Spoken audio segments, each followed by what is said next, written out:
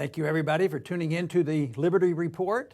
With me today as co-host is Daniel McAdams. And Daniel, it's good to see you. Good to see you, Dr. Paul. Very good. There's lots of things in the news this weekend and even last night dealing with foreign policy. Of course, we had a little discussion about what was going on in Cuba and trying to put a positive spin on that and hoping and crossing our fingers.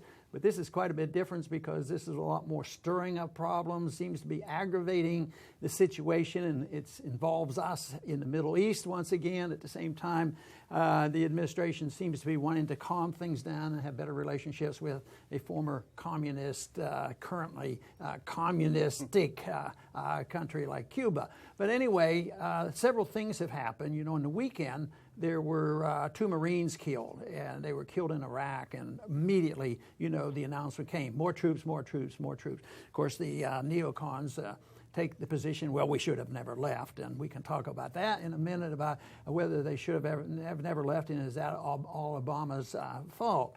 But then last night we had this major event in Brussels, and it looks like almost 36 individuals have been killed by a terrorist attack, assumed to be, you know, radical Islamists that came in. They're angry, and everybody's now very hysterical about it.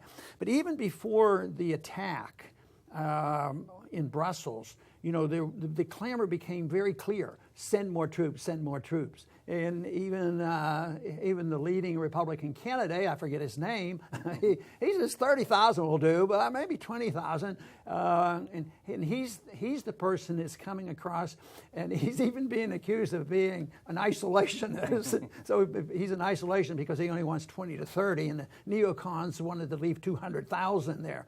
So anyway, it looks like escalation over there.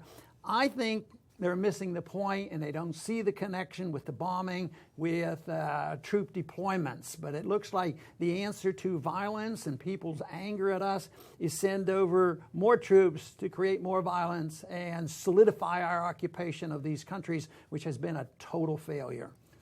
Sure, and you know, we have had a creeping increase of troops in Iraq and in Syria, and in Syria, of course, it's against international law for the U.S. to have troops there, but that doesn't bother us when it's us. But it's also very uncomfortable with Iraq because, on the one hand, we gave Iraq its sovereignty, and on the other hand, we're putting troops in there without telling them, and they're a little bit annoyed about it. The insertion of these 200 Marines was for some sort of a combat role against ISIS, partnering with local Iraqi troops and other troops supposedly in northern Iraq. And but the interesting, I was just saying, the Iraqi Military Joint Operations Command said there's no credibility to rumors about the deployment of American fighting troops in certain sites in Baghdad and elsewhere. So they're not even admitting that they're there. So there's a big disconnect between the sovereign government of Iraq and what the U.S. administration is doing. Yeah, we're getting ready. Actually, I think we have 3,700, and there was to be no troops on the ground deal. And we have special forces and CIA agents all over the place. And we never, you know, left the Baghdad embassy. I'm sure we have plenty of personnel in that embassy. So we're very, very much involved. So this pretense that in 2011 we left. But there is a bit of misunderstanding about us leaving because the neocons and the Republicans use this against Obama and say it's all Obama's fault. He has a lot of faults, but Republicans deserve a little bit of blame too. So the 2011 evacuation, where we did take out a lot of troops, it was a consequence of a Bush policy. Isn't this true? Well, President Bush was trying to renegotiate a new status of forces agreement with the Iraqi government. And under the existing status of forces agreement, U.S. troops were completely immune from prosecution for breaking Iraqi law. The Iraqis, now that they'd had their sovereignty, had also had enough of this impunity. There have been a lot of abuses by U.S. troops over there.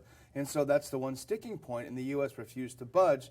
So because they couldn't reach agreement, the Bush administration and the then Maliki government in Iraq, the U.S. was forced, simply because the contract ran out, was forced to remove the troops. Well, you know, they didn't admit, I think, like you said, that we had that base there that was being targeted and where the Marines were killed.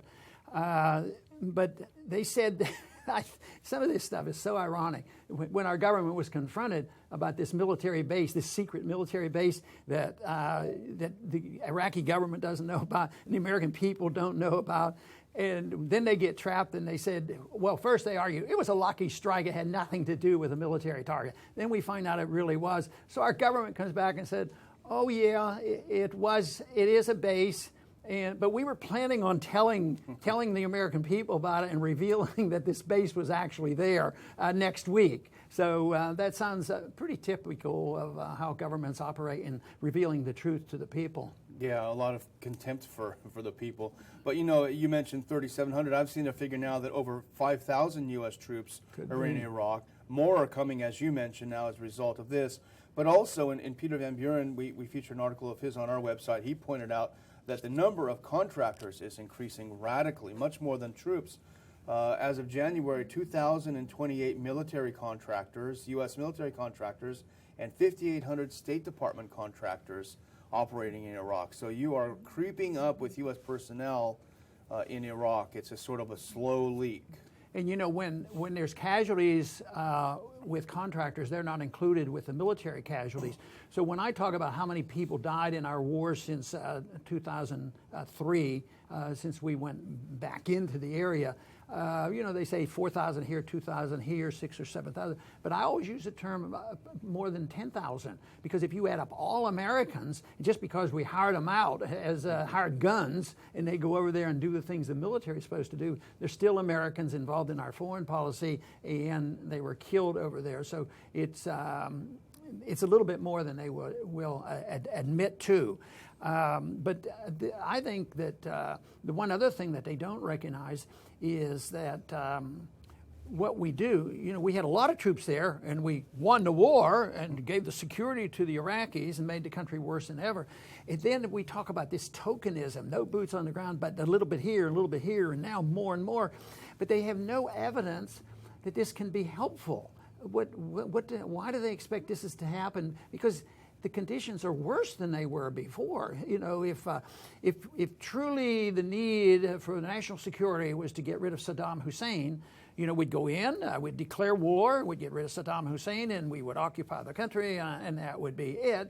But that wasn't to come about, because it's too complex, it's too internationalistic, and then the country breaks up and they end up. So if we couldn't do it with hundreds of thousands of troops and years after years, how in the world do they expect to have a favorable outcome? Especially if you ever are tempted to believe that maybe our occupation and the violence that we create has something to do with the retaliation by terrorists, and one of the recruiting tools that they use to get people to act more radically than they otherwise would. Of course, and the illogic of the whole situation is, if the original U.S. invasion of Iraq in 2003 under false pretenses everyone knew was a lie, if that was very fundamental in creating what became ISIS, then how we're going back in a limited way eliminate ISIS? If force creates ISIS, how can more force eliminate? It doesn't make any sense. If anything, as you point out, we're providing an excellent recruiting tool. They're coming back. You better join us. See, the foreign policy in this country is so well controlled by one element, that is world empire and occupation, that any suggestion of that is just, it's blasphemy, it's treasonous to suggest that maybe it's a reaction to a bad policy in this country. You blame all Americans for this. No, I blame those people who control our foreign policy, and they control it in both parties. That's why I get a lot less excited about arguing who exactly is going to be the next president, because the dark state, the black state, are capable. But there's a hidden government, the shadow government. They have so much power and control. They can't control the CIA, and if they want to create an event, they will, and they can rouse up the people. And even now, the people want something done. They said the fact that this has occurred is probably going to boost Trump, because he wants to be the tough guy and send in 30,000 to take care of them. So the people, if they're scared, they will react. And even though there's still a strong sentiment in this country, they don't want boots on the ground. They don't want to see more Americans killed. The American people feel that way, and yet here we go pursuing it once again. And the Europeans may not want to face this either, but the fact is they have blindly followed Washington's foreign policy in the Middle East. Yeah. They've been fundamentally involved in the attempted overthrow of the Syrian government. They were fundamentally involved in the Libya fiasco. The Libya fiasco was the prime recruiting ground for ISIS and Al-Qaeda, and the proof is in the pudding. They're there now running things, essentially, at least in large parts of Libya. So the Europeans have tagged along with the U.S. in a very aggressive interventionist foreign policy in the Middle East, while at the same time European leaders have flung the doors of Europe open to anyone who can manage to get there. We saw tens and thousands, hundreds of thousands of young men coming in, being welcomed in open arms without being checked at all. And then they're scratching their heads. How is it possible that you've ruined my homeland? I'm here and now I'm angry that something doesn't happen here. So I think there's a fundamental crisis in Europe now that will be fascinating to watch. We talked about the rise of parties like the Alternative for Germany, Fidesz in Hungary, which is a party that is in control and is more dedicated to guarding the borders, keeping people out who you can't check. This is a real groundswell, and I think what happened today in Brussels is going to give a huge shot in the arm to the Brexit, Boris Johnson and George Galloway, who want to lead the fight to get the UK out of EU. This is going to be a shot in the arm to the German Eurosceptics. I think it's going to be a fundamental shift. Yeah, I agree with that, and I hope it comes quicker rather than too slowly, because it needs to move along, and the message has to be loud and clear that the policies are changing. But, on our little tease on our announcement for this program is what would Reagan do? And I would think that many Republicans would say, well, yeah, that's it. What Reagan do? Because he stood up to the Russians or the Soviets, and he brought down the wall and all these things. He's a tough guy. But I think we can learn a lesson on what Reagan did in Lebanon. The Lebanese war, the Israelis invaded Lebanon, and then we got involved, and there were Christian elements in Lebanon that needed protected, and Reagan justified going in there, and we had a Marines barrack, and a suicide terrorist came in and bombed the barracks, and 241 Marines were killed. Now, Reagan had a choice. He could say, well, we can't put up with this. We have to be tough. We're sending in 100,000 troops, and we're going to conquer this land and make sure they obey us. It's time for us to take over. Like it's time to take over Syria. It's time to take over Iraq. It's time to take over Afghanistan. But Reagan did not do this. Matter of fact, he even talked about this in his memoirs when he says, time to back off. The politics of this region is totally irrational. I made a mistake, and if I had not made this mistake, those Marines would still be alive today. So he came out. He did not aggravate the situation, and then subsequently, over the years, we read about Robert Pape and his examination, and finds out the most important reason to understand suicide terrorism statistically has very, very little to do with religion, which shocked me when I read his book. And it has to do, the issue is occupation, and it occurs even in countries that have no Muslims in it. And that is a lesson that is not learned. Matter of fact, you're un-American if you suggest it, and you have to be macho, you have to be tough, you have to send in more troops, and if the people aren't ready for it, you have to have an incident. You have to have a ship blown up to help start wars like World War I and Spanish-American War. You have to have major problems to galvanize the American people. And that's why, there will be either an accident or a false flag come up if we really want to go back in. And this is not going to work, sending a couple more troops in there and think they can secure Iraq, dealing with the Kurds, dealing with Shia and the Sunnis, and dealing with the Iranians, and dealing with another element that we're not even allowed to talk about is Saudi Arabia.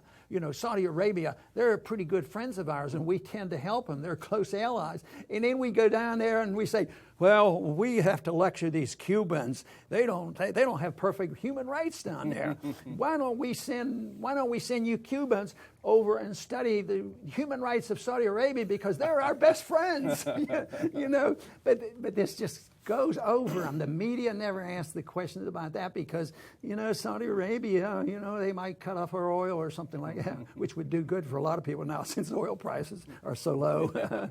You know, it's funny. That's such a great Reagan story, you know, and this is for all the neocon lionizing of Reagan, you know, and this is the one chapter of Reagan's that we think is good. This is the one thing you'll never hear them mention. Right, and Reagan, you know, in comparison to many others, was very good. But we have to remember too that he dropped a bomb or two on Libya. So this has been going on. Once again, it's back to philosophy, the philosophy of our country, what liberty is all about, what our Constitution says, what are our moral responsibilities.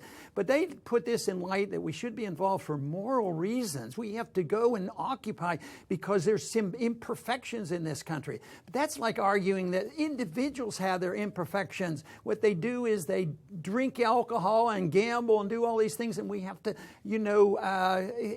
teach them better morality. So it's the same thing when we assume we can do that. Yes, many would be well-intentioned to go over there, but right now the American people are very skeptical of this. They don't want the troops on the ground, but they're still very skittish about backing away because people are allowed to be killed. The only thing that will reverse this is when the American people wake up and realize that this is retaliation, this has to do with blowback, this has to do with unintended consequences of us interference.